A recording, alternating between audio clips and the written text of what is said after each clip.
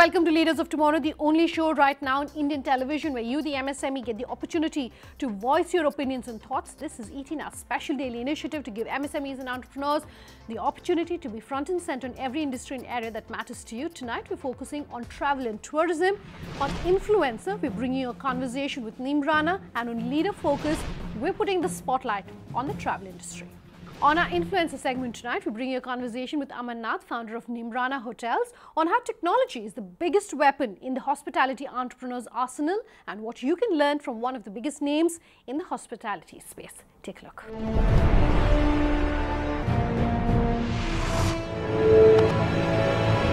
Aman, thank you very much for speaking with us here on the Leaders of Tomorrow. Let's start by talking about Neemrana and very briefly tell us about the history and the journey behind setting up of Neemrana. Well, you know, the Neemrana journey is very different from other hotel journeys because it didn't begin with the idea of hospitality.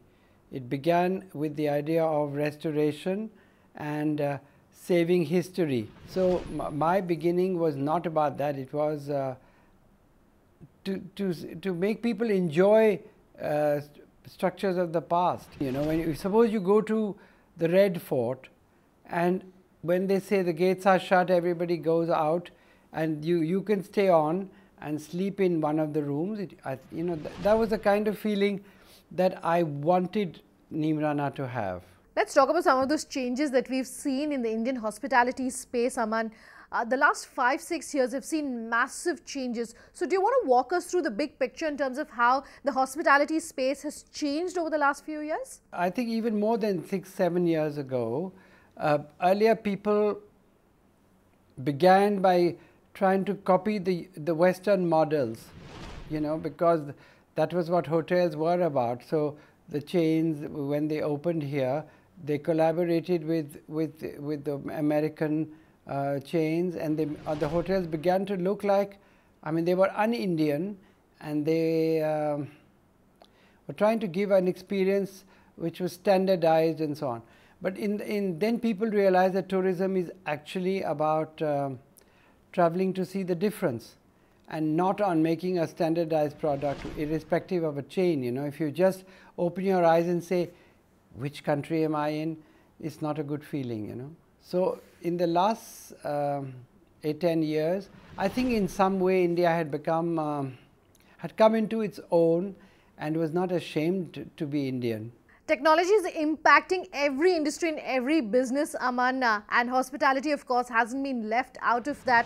Talk to our viewers about really your advice on how they go about using more technology at their businesses, whether they're in the high-end segment or whether they're offering different experiential, hotel rooms and hospitality. How should they go about investing in technology? No, technology is behind the scenes, you know. I think that the benefits of technology are undeniable, you know, because there is social media, there is all kind of, you know, booking systems, instant systems. Let's talk about branding and marketing and how MSMEs should go about developing a niche and communicating that niche or USP to the market, and also how they should use social media when it comes to branding and marketing. How do they overcome the challenges of perhaps not having sufficient funds to do so, and how can they leverage more on social media? I don't think there's a standard practice on branding. You know, Neemrana brand has a very good, you know, market appeal, but we haven't done what the traditional people do. I didn't do the obvious thing. I think the only way to sell yourself is not by flaunting it. You know, we are busy doing our product. We look for splendid historical ruins which we can restore. Things which are completely dead. You created a USP for yourself by focusing largely on restoration and renovation. I want to understand whether you get any support from either the state governments or central government or the central government on this. And if there's not, do you think that there should be some sort of support coming to industry? What's your opinion? You have to be crazy or passionate about whatever you are. You know, when somebody says they collect coins or they collect stamps, they must have their own reason. My reason is that actually a lot of effort, money, energy goes into the making of a property. So when it's put to disuse and nobody uses it, it's just an enormous waste. So if you're looking at it from the economic point of view, if you turn waste into assets, so we use a term called Neemranification, which is turning waste into assets and bringing it into the mainstream revenue earner. So once you have 200 people working out of a ruin, which pays their salaries, their education, so on, then it's a win-win for everybody. India's heritage is restored. The locals don't have to go out to the city to slum it up and send money home. They go home and sleep. They drink their cow's milk. They live with their family. They breathe good air. So I think that a lot more encouragement should be given. Unfortunately, the government has been asleep forever, and it continues to be so. They talk a lot about wanting to help, but nothing has really come. Eventually, it's the people who've done it themselves. The big game changer as we speak, of course, is GST. What's been the impact on your industry? Is it all positive? Do you have any concerns? Do you also expect to see perhaps a dip in footfalls going forward as more and more companies and more people get used to this post-GST regime? I think that the intention behind GST is well reasoned, and India long needed it. It's just that these kind of figures were not expected. So I think that the mathematics that the government has done hopefully are temporary, because they say that when things get to order, when all the boundaries, state boundaries and so on break down, that it is expected that these taxes will go down, and then we'll have a smoother running. And whatever feedback we've had is to say, thank God it's come down from 28 to 18%, but if it was 10, we would have been even happier, I think. How's the profile of the domestic traveller changing, Aman? What trends are you predicting there, and sort of advice that you would want to leave our MSMEs with in terms of how to tap into these changes that they're seeing as far as the domestic Indian traveller is concerned? When Neemrana began, there was a lot of interest that a ruin had been woken up, a really splendid ruin, and we had 60% foreigners and 40% Indians. The change happened very fast. It became equal. Indians began to enjoy Indian hotels, Indian hospitality, Indian atmosphere, Indian decor. So now at Neemrana Fort Palace, which is our flagship, I would say that 70% are Indians and 30% are foreigners. So then let's wrap this interview up by asking you what the future is looking like. So I think the honesty of purpose and intent is very important. I think that it's what Mr. Ford said, it's not how little you give somebody for $1, it's how much you give them for $1. So Neemrana is looking at experiential tourism, which means that everything is part of the experience. Why would you hide a village experience from a foreigner or from an Indian? Why would people not like to go and see how millet is grown or how a pot is made, but not in a kind of studio setting where everything is fake, but real as real? I think heritage hotels represent that honest and true traditional hospitality, and therefore there's a great future for them. If that splendid ruin of Neemrana, which nobody dared to touch for 40 years and it became a greater and greater ruin, was touched by us, and we've done 32 projects after that. The Indian traveller has become so much more savvy, and they're not dying to just run to go abroad and do shopping in malls. The malls are all here, the products are all here. So once that little cycle is over and they come back to being themselves, I think that the great Indian moment is still to come, and that all the people who are going to concentrate on hospitality, which has an Indian focus and an Indian soul, whether it's for the Indian or the foreigner, should have a great time ahead. But they shouldn't be so busy pricing, overpricing, and trying to fleece that hypothetical client who isn't even there anymore. Aman, thank you very much for speaking with us here on The Leaders of Tomorrow. After a break, on the other side, we bring you a segment with entrepreneurs from the travel industry. To stay tuned.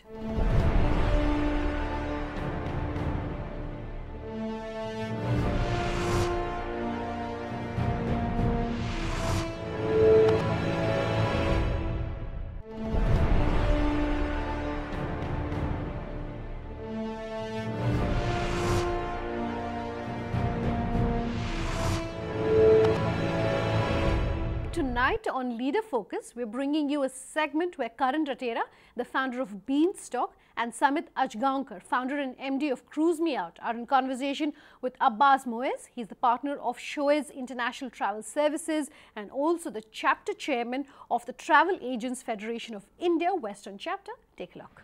Thank you very much for being with us here tonight to talk about the travel tourism industry, the hospitality industry, and how the Indian consumer is changing, what the government is doing, what the government's role is, what the government's role should be. And maybe let's start by talking about GST.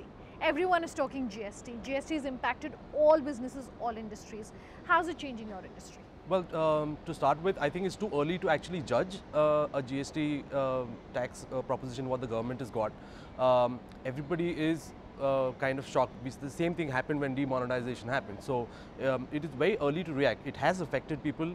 It has changed the pricing to the end consumer as well. But I think what the government really wanted to do was to streamline everything in one tax bracket. But I think coming down 6 months down the line, I think it would work for us as a benefit as well. It's just that there are various factors which are still undisclosed or in the grey part. No clarity yet. No clarity yet. So I think we should just wait and watch, and we're just trying to ensure that how do we mitigate it in such a way that it doesn't, the brunt doesn't go to the end user as well. So. Okay, but GST is going to have a pass-through effect in terms of the prices, right? I mean, you are going to pass on the prices to the final consumer. So do we expect an increase in prices maybe? No, actually what's happening is there's a lot of structures within it as well. So for example, somewhere in the tickets now there's a factor that goes on directly to the end consumer rather than to an agency. So there's, as you said, there's still a lot of ambiguity to it. But yes, in the end, the money will be passed on to the end consumer. There will be that implication to them. What that implication is, whether it's higher or lower, there's still ambiguity because it's different for flight tickets, for tours, for inbound, for outbound, for certain segments. So there's still a lot to be figured out in that way, at least in this sector specifically. Okay, so he's talking about the different kind of packages, experiences, inbound, outbound, etc. My question to you is really on the profile of the Indian traveler and the Indian consumer and how that has been changing. What have been some of the biggest reasons for those changes that we're seeing? The internet, technology, internet, an outburst of TV shows, TV travel shows, which actually, which actually get you thinking that, okay, I could do this as well. And of course, travel professionals like all of us, who have actually gone to the end consumer and say, no, it doesn't cost this much, and you could do this differently, you could do this at a better price, you could do it, which will be like a dream vacation or a dream experience. I think the Indian traveler is now waking up to what they can do with their disposable income in a different destination, and it's not difficult to do it. Okay, so you were talking about technology and the internet. I will come back to the role that technology plays in your industry, but before that, gentlemen, do you have any questions for Abbas that you think that, someone who's been in the business for a little bit, any questions, any clarity on maybe the way forward? Well, I'd like to ask the same, if the Indian traveler from whatever times to now has been changing, the trends have been changing. What are your suggestions, or what are your outlook towards how the Indian traveler has actually changed? Well, as I said, now he's willing to do things independently. Okay, he's not stuck on taking a tour package from anybody and saying that, okay, this is what I'm going to do and I'm going to come back on this particular day. There's a lot of different things. I mean, we even have people taking itineraries for, let's say, 10 days. Their stay is for 13 days, so they want 3 days to themselves. So their whole outlook has changed, like a self-drive. And I think Bollywood is going a long way towards changing mindsets, if nothing else. In fact, there are countries which are actually even facilitating that. They're giving travel agents or travel professionals training to sell their countries, or they're actually inviting Bollywood to come and shoot in their, to shoot films in their countries, and then, of course, the publicity is really driving the Indian market towards those destinations. Yeah, I mean, to add to the Bollywood bit, I have quite a few clients of mine who are going to Tomatina this year. I think all of that is down to Zindagi Na Milegi Dobara and seeing the characters there. So yeah, definitely all of this is influencing it a lot.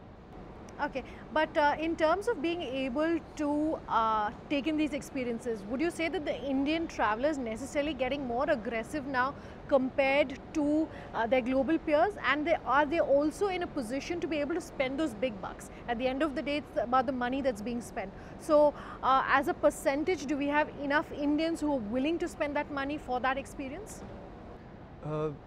Yeah, I totally believe so. It's so at one level we're still catching up with the global players. As you said, a lot of the influence right now, which is driving the Indians to go and make these experiences, is from the West, is from what they see online, is from what they see on TV channels. But with definitely the power of spending is there. That's probably one thing that Demon helped with. That people now are no longer hoarding that money because they know they can't. They're actually using it. Rather spend it on an experience. Rather spend it, exactly. So they'd rather use that, spend it on themselves, and go out there.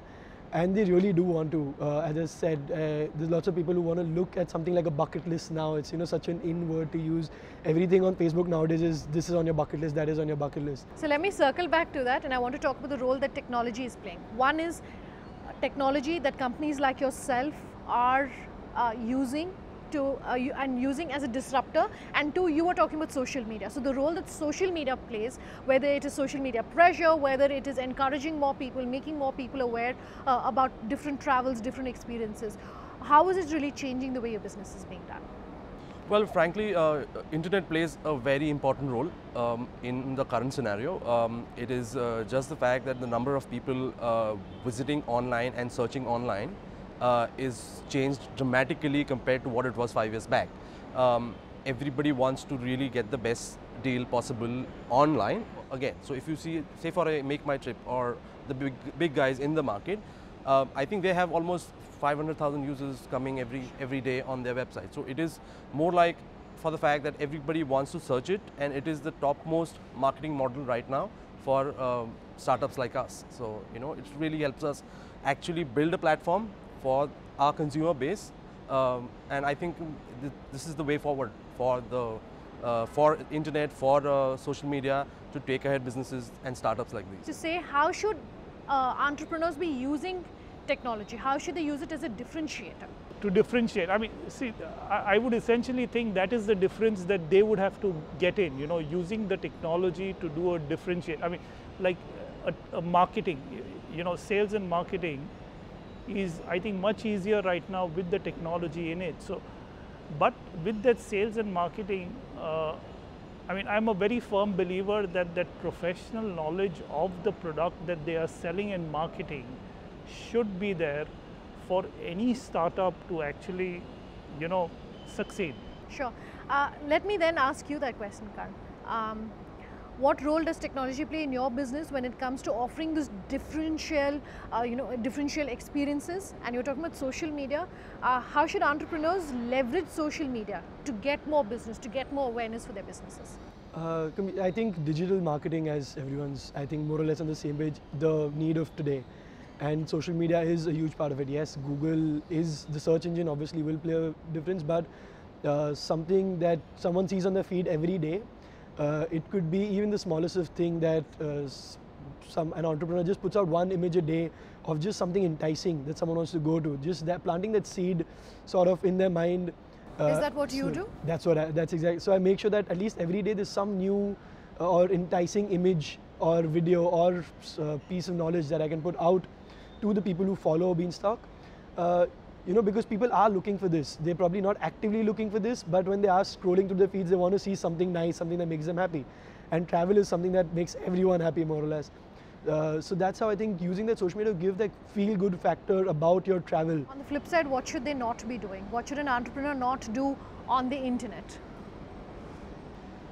Well, that's a good question. Actually, there are a couple of things that you shouldn't do. Firstly, I would say something like, if you are comparing prices, you shouldn't be doing a comparison between some competitor and you as well, because you are a startup as well, and so is he or he might be. So there is something called deal-breaking offers and stuff like that, where you actually are cutting your margins off and trying to ensure that you get the crowd. But the thing is, if you want to build a brand, you won't be able to sustain it. You won't be able to sustain it. So the fact is, if you are very much focused about your idea and your ideology of the company, you stick to it and you ensure that there is nothing that hampers it in such ways so that you are trying to ensure that you get the other person down.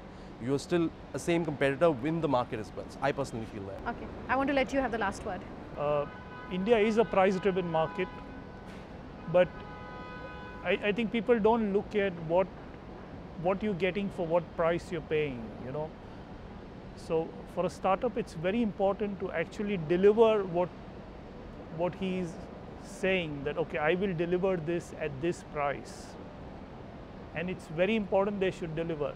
And actually that's what we are looking for in the generation to come. You know, we are looking for informed, well-trained professionals who will take the travel and tourism industry forward. Gentlemen, thank you very much for being with us here tonight, talking about some of the trends that MSMEs entrepreneurs are seeing in the travel and tourism industry. Thank you so much. Thank you. That's our show tonight. If you have anything you want to say to us, or if you want to be featured here on the show, you can always write in at leadersoftomorrow@timesgroup.com. Tweet at me at Sunanda_J or LOT_ET now. On Facebook, we are at Leaders of Tomorrow on ET now. You can also call us on that number you see on your screen. Thanks for watching. Have a good night.